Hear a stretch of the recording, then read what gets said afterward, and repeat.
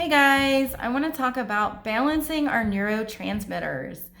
So, our brain is one of the most important parts of our body.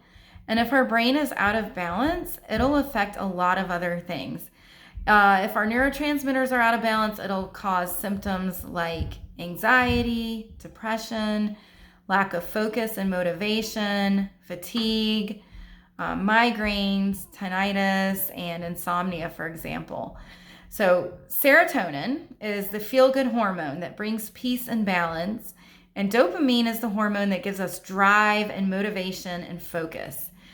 Our bodies like the feeling that we get when we have a dopamine high, but it can't maintain it for long periods without burning out.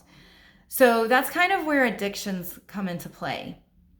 So, chips are a weakness for me, and I could easily get addicted to chips.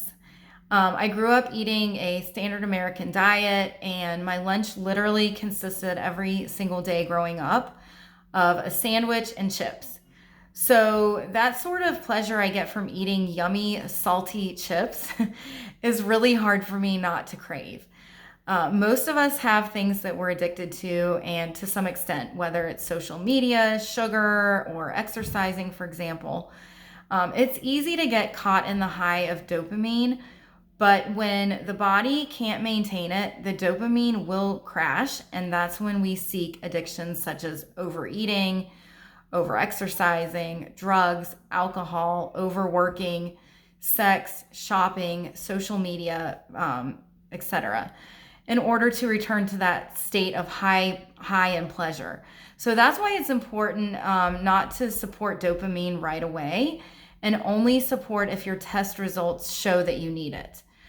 Serotonin, on the other hand, is a hormone that most people burn through really quickly. I know I do, and I need support with it, and a lot of people do. So in order to produce adequate amounts of neurotransmitter hormones, our body needs cofactors, which are the nutrients that we need, and precursors, which are the building blocks needed to produce the neurotransmitters. The cofactors or nutrients needed for our body to make the neurotransmitters are magnesium, P5P, which is active B6, and zinc. The precursor to serotonin is 5-HTP or tryptophan. Tyrosine and theanine are precursors to dopamine. Because the supplement 5-HTP, which is a precursor to serotonin, oftentimes once you get your body supported with the basic nutrients, taking 5-HTP will help a lot to decrease the anxiety and depression. Many people can't convert tryptophan to serotonin, so it's best to take 5-HTP instead of tryptophan. It's important to look at your genetics when balancing your neurotransmitters. The MAOA enzyme will tell you how quickly you break down serotonin. So if you're MAOA++, you break down serotonin very slowly and wouldn't need much support.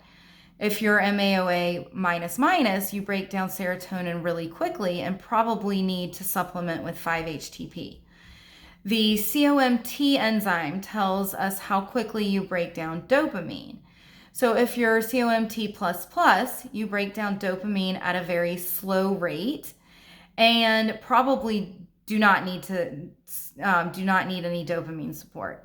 If you're COMT-, you break down dopamine very quickly and can probably use some dopamine support. GABA is another neurotransmitter that's important to keep in balance.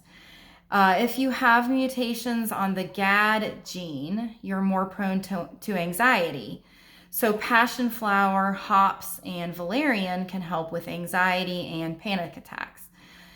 So before you start working on balancing your neurotransmitters, it's really important to get your body supported with the basic nutrients first, and that includes the cofactors you need to make the neurotransmitters that I mentioned earlier. Magnesium, P5P, and zinc. And if you're looking for a practitioner to help you with balancing your neurotransmitters, you can contact me from my website, and the link to the description is below. And also, the link to my website is in the description below. And if you'd like to join my Facebook group where you can ask questions and get other health information, the link is also in the description.